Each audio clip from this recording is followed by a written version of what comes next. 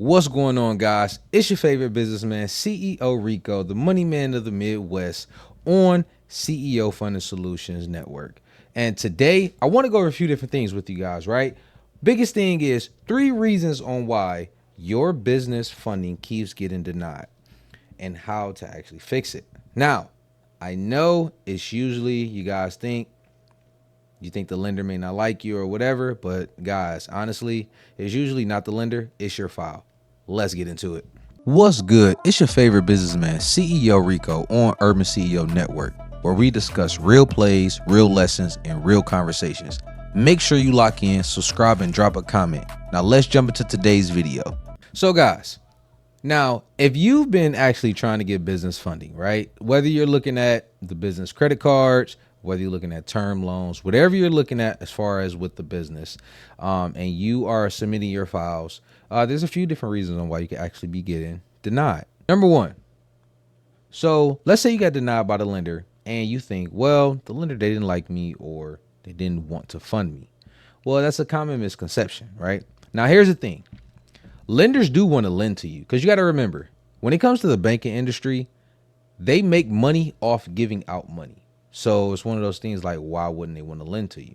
So don't think that they don't actually want to lend to you, because they really do. It's your credit profile. Now, guys, I want to make you fully aware of something, okay? Now, me being a business specialist, where, I'm helping businesses get funding, things of that nature, I actually keep things in real life perspective. I give you the real life reality on it, because at the end of the day, I'm very upfront, cut, straight, you know what I'm saying? Like it's no fluff in when I'm having conversations with my clients. And I have a lot of clients that are coming to me. They have very poor credit, things like that. But you got to remember, your credit profile tells a story about you. Yes, you could say, well, I'm a great person and, I got great ideas and like that. That's perfectly fine. But what you got to understand is when it comes to money, people don't really care about your great ideas. They care about, how is this money going to make me more money? That's one thing I want you to remember. How can I make money by lending this money? And how much risk am I going to deal with when it comes to this money? Because think about it in regards to yourself. Do you actually want to give money to somebody that doesn't have a good credit profile? Let's say you got a family member or something like that, and they're not good with money. Think of that as them not being good with money. That's their credit profile. Think of it like that. Would you lend money to them? If the answer is no, think about that same perspective from the lending side. Do I want to lend this person this money? And you got to remember, in the business realm, there's not a lot of safeguards and things of that nature like there is in the residential lending side. Whether you're talking about mortgages, especially mortgages, super highly regulated, things like that, right? So if you are submitting your file, let's say you have a 600 credit score, let's say you have some derogatories on your credit report, let's say it's only been a year, you may get some charge-offs, bankruptcy, whatever. The companies don't want to fund you because you got to remember, they're giving you unsecured credit, which means there's no collateral attached to it. So think of collateral as something that you already own, something of value. Because typically when it comes to like a mortgage per se, the collateral is the house itself. It has value, right? You can go touch it, right? So any event that you default on your property, of course, they don't want to just take that property back. They want to work with you, but they can come and take that property, sell it, and they can get some of their money back. And even in some cases, they can actually make all of their money plus some, and then that's what they'll actually refund back to you. But when it comes to the lending portion on the business side, you got to remember, it's a lot of risk, right? So don't think that when you submit that file, they don't want to give you the money. They do. It's just you're not worth the risk. Think of it like that. I know some people, you may get a little upset about it, but remember, we're not in the personal realm. We're not in our feelings. Business is it's a real thing. People's lives are attached to this, whether it could be, a solopreneur, entrepreneur that's just solo. They got employees, things like that. Business is nothing to be playing with. So Typically, when you submit that file into the underwriter, whether you're doing it yourself, whether you is automated system, things like that, you got to remember underwriting, they have rules, right? They have risk tiers. They don't have opinions. They have a structured thing where it's like, okay, if they fall within this, then we can look here. But if it gets into the gray area, we may have to do like a manual underwrite where we have to like consult with others to come up with a conclusion on whether we want to give this person this money. But typically they have their own system that they like to abide by. Just as you would, let's say in your job, you have a certain processes or check downs that you follow through every single time. Because you got to remember, guys, in a lot of instances, you want to take away the thinking component, right? And the reason for that is if you're doing something in repetition, you're doing it over and over and over, it's repetitive, right? Why do you want to keep having the mental part associated with it? It's like this thing is the same way over and over. We do it day in and day out. There's no need to think about it no more. We can just hear. If I'm creating this task or creating this job for somebody, and I want them to be able to get in here, be efficient. Let me go in here. Let me bam, bam, bam, check box, check box, check box. You don't have to do any thinking. Same way when it comes to underwriting, right? Now, denials, they usually come from like a mismatch too, between like the borrower profile and the product itself. So that's another thing too. See, when you're working with professionals like myself, if you're working with me, I actually look at your credit profile, right? Now, typically, of course, we're going to have a conversation. We're going to see what's going on. And then once we have that conversation and I see, because I know with my lending partners, I know what they're looking for. I know what businesses they lend to. I know these different things. I'm going to put you in a position to where it's like, okay, if I know my lenders don't typically work with these type of files, I'm going to get you into another situation. Like, let's hypothetically say you come to me, you have a 540 credit score or something like that, right? Well, I know off rip, none of my lenders are going to touch you. Just straight up. They're not going to touch you because it's a few different things on what you can qualify for. You can either qualify off credit, you can qualify off your business revenue, or you can qualify like off W-2s or something like that, because they need to see something that makes sense. I have a lender right now who they will qualify, they will lend to someone who has a 570 credit score. But here's the caveat, right? The business has to be making $17,000 a month minimum.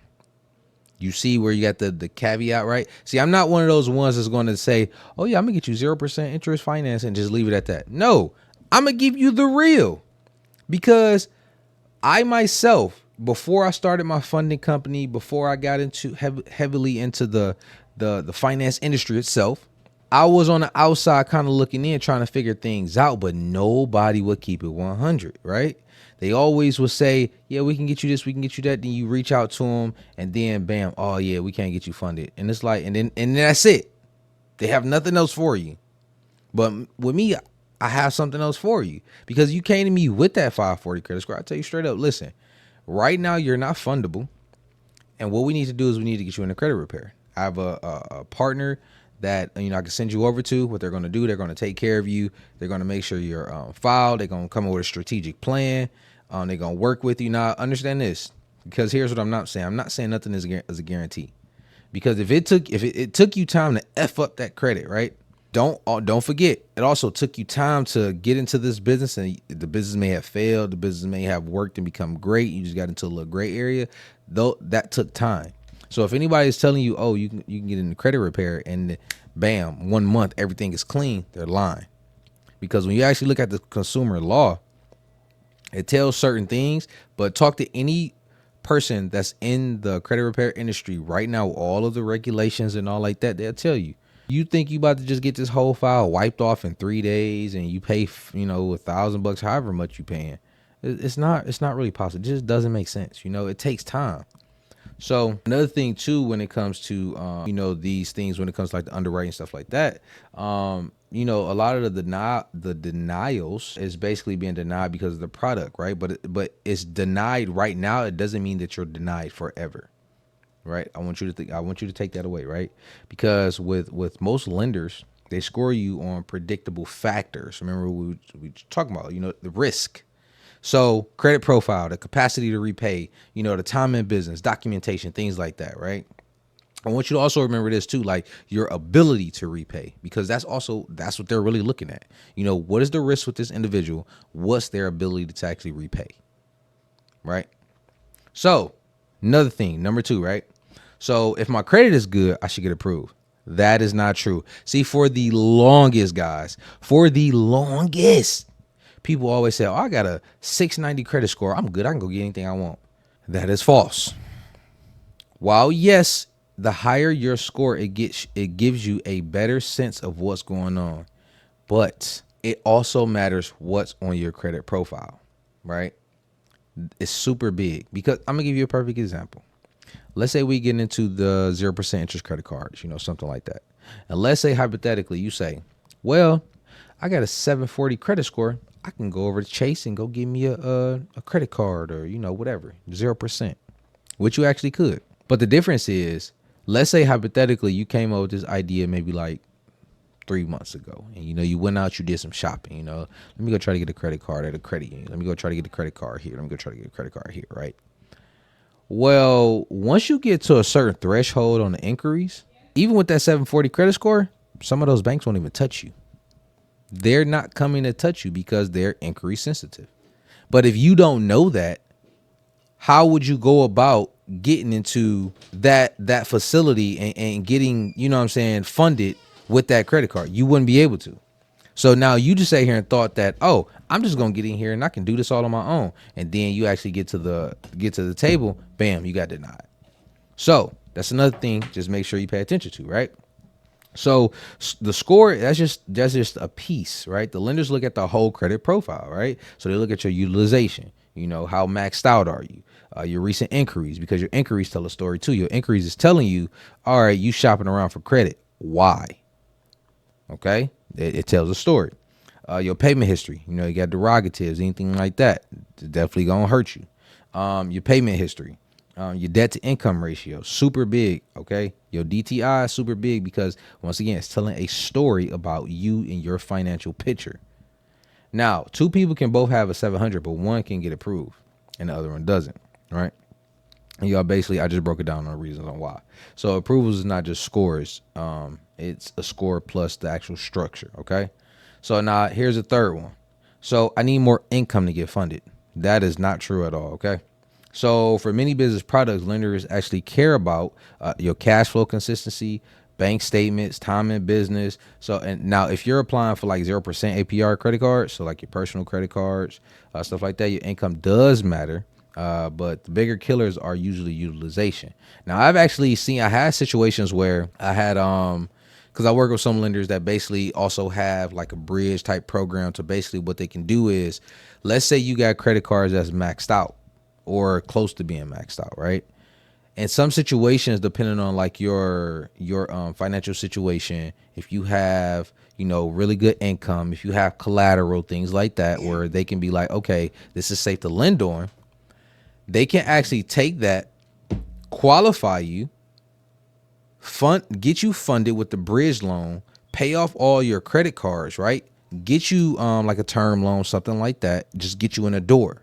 But the next round on what they're going to do is, once you got all that good, now we're going to transition you over to phase 2, where we're going to get you to 0% credit cards, because at that point we can get you, 50,000 up to 100,000, even all the way up to 150,000, 18 months, 0% interest. Now, when you get to that point, that's when you're ready to go do some damage. Why? Because when you're looking to get the funding, you also should already have a plan ready to execute. Because one thing that I've seen when it comes to a lot of businesses is they ready to get moving, but they don't really have the true knowledge behind it to really like get things in action, right? Because you can have all the energy, you can have all the ideas, but if you don't actually have the capital, the marketing, the structure, everything, like the product, if you don't have all these things ready, it's like you can potentially get the money, but then now you're just sitting there. Now you can try to go figure it out. You absolutely can. But remember, this money is not yours. It's somebody else's. So if you go mess this money up, you're now increasing the amount of time of your own longevity. Why? Because if you don't have this money making money within this 18 months and that interest kick in, now what are you going to do? If you maxed it all out and you had no idea on what you were doing, now you're getting yourself into a situation. That's why it's more beneficial to work with the professionals that can help you and keep you on task and be on a straight path to get to the goal that you're trying to actually get to. All right, so number 4, applying to more places can increase my chances, right? So goes back along to what I said before, and that's in regards to inquiries, right? Those inquiries, they're telling a story about you and what you're doing. So I've run into situations where people say things like oh, inquiries can get removed 24 hours, blah blah, which the inquiries being removed, yes, that is true. You can get inquiries removed. But the process about going about it, it's like, it's not really worth it unless you are strategic with it. But remember, by applying to more places, that does not guarantee you're going to have a increase in probability of getting the funding that you actually need. So you want to be extremely strategic when it comes to that, right? Especially like depending on what you're trying to do, like longevity wise. Remember, those inquiries take like 2 years to fall off. And if whoever you're working with, like the credit repair specialist, if they aren't like, they haven't been doing it for a while, they're not really like seasoned in the game, they don't know all the ins and outs, it can be a little bit of a challenge, because with credit repair, it's not 100% guarantee that it's going to get fixed. Okay. So it's like taking an approach of thinking of it like, I want to be strategic. I want to get in the door. I want to make sure I can keep the minimum amounts of inquiries. And on top of that, if you strategically do it, like you can get a credit inquiry on each individual bureau, but you're actually acquiring a business line of credit for each individual bureau, because those particular banks that you're working with only look at said individual bureau, right? So that's another option. So just make sure you matching the right institution with the card, or, however you want to piece it together. Just make sure you're going about it in a strategic way. Don't just go out there and just shoot, because at the end of the day, like, this is time that we're dealing with too. All right, so you don't really want to do that. Now, number 5. So my LLC is new, so I can't get funding. That is not true, guys. When it comes to like your LLCs, now of course, you can get funding with your LLCs, but due to the fact of the nature of the industry now, like back during COVID, money was flying, but all of the, no personal guarantee credit cards, I haven't seen any of them. I haven't seen anything where, as far as with your business, that they don't want you to personally guarantee. I haven't seen it. So of course, with the new LLC, you still can qualify, but it's going to be more personal credit based. That's why we have to make sure we're staying on top of our personal credit. So you guys to start our business products too. So let's say you go on like your net 30s and things like that. That's when you start building up your own credit, because like even me personally, like I built up almost $500,000 in business credit just off of like going through the necessary steps. It wasn't credit cards, right? I bought my very first a vehicle for my fleet when I had my entire car rental service. Very first car, personally guaranteed, but it was on business credit. Every single car after that, no personal guarantee whatsoever. I also had the Sam's Club credit card, no personal guarantee, all like that. But I went through the steps. Now, if you want to expedite that, of course, once again, make sure your credit profile is on point. Another thing too is, especially when it comes to the business, once again, lenders, they want more of the revenue, right? So if you're not going with your personal credit, you got to come with the revenue. That's just what it is. Number 6. So if I don't have business credit, I'm cooked. So I'm not necessarily. No, you're not. Right? Yes, it's still super beneficial to have business credit. That's when you going through the process of building it. You got NAV. You build your Dun and Bradstreet number, Dunn's number. You do all of that. These are still the steps you want to do, because remember, guys, if you're going into business, you're not going into business to do let me just grab this money real quick and then get up out of here. No, it just doesn't make sense, because what are you going to do after that? The whole purpose of, you want to build the business right. You want to create the foundation, solidify it, and scale from there, because you can't build something on a rocky foundation. So of course, like I said, the business credit, it does helps, but many approvals, they happen on personal credit and income, bank statements, cash flow. So business credit is really just like it's a leverage. Okay, so just think of it like that. It's leverage, and of course, the more you have, the better. But you still got to start somewhere. You got to build it up, right? Number 7, I got denied because I don't have a business plan. Guys, I can tell you straight up. Me personally, I don't like writing business plans. That is irritating. I do not like it. However, one thing that I learned was when it comes to a business plan, it's not for you to go and give it to somebody, right? It's not for you to go give it to a bank like, here's my business plan and operate that way. No. The purpose of a business plan, it's like it's more so like a trajectory of where you are going, right? It's like your own roadmap. So if you actually make, because they got templates or whatever, but if you actually make your business plan and then you go through the different steps within it, it keeps you on track because sometimes you may get, you may veer a little bit. And which is sometimes it happens, but once you look back at your business plan, whether you look at like on a quarterly basis, annually, biannually, whatever, it just reminds you like, okay, this is where I started. This is where I said I'm trying to get to. And this is the route that I should be going. That's how you should typically think of a business plan. But lenders, they don't ask for your business plan. You know, they care more about the paper trail than like the risk. So that's where your bank statements, your tax returns, your financials when they need it, consistent deposits, you know, your banking relationship with them, you know, the particular lender, stuff like that. And of course, a clean credit profile. Those are things that really stands out for you. Number 8, the bank said no, so nobody will fund me. Once again, there's so many lenders out here. Like you guys, if you're not in the industry for real, and even if you are in industry, you're not going to know 100% of every lender. You're not. Let's just be 100. Like when it comes to the commercial space, whether you're talking about residential, doesn't even matter. There are so many lenders out here. Just because a bank does not lend to you does not mean that you're automatically disqualified. Okay, so you got fintech lenders, you got alternative lenders, you got equipment financing lenders, you got investor and real estate programs where they only lend to like investment and real estate portfolios. You got something called like non-Q1 products. That's more along the lines like your bank statement, stuff like that. So there's a number of different ways to get something done. Once again, you have to just know the individuals who are an expert within that specific field and industry. And what do you know? You guys know one because you're looking right at them, right? So just a quick recap, guys. Just because you may think you know something in regards to like the whole credit and business credit and stuff like that, there's a significant chance that you don't. So if you are looking to get into that, you're looking to get the funding and things of that nature, work with a professional. You know, they're worth their salt. Okay. They're worth the cost, the fees, whatever. Some of them may charge an upfront fee. Some of them may charge a fee from the money that they actually give you or get you, I should say. And just remember, like when you're working with a real professional, they're going to get you way more than what you can get access to. That's just the real truth behind it. But in the meantime, make sure you guys subscribe to the channel. Make sure you drop a comment. If you want to have a conversation with me, you can hit my link below. It will take you directly to my booking site and everything like that. We can have a conversation, a consultation. And other than that, I'll catch you guys next time. Peace.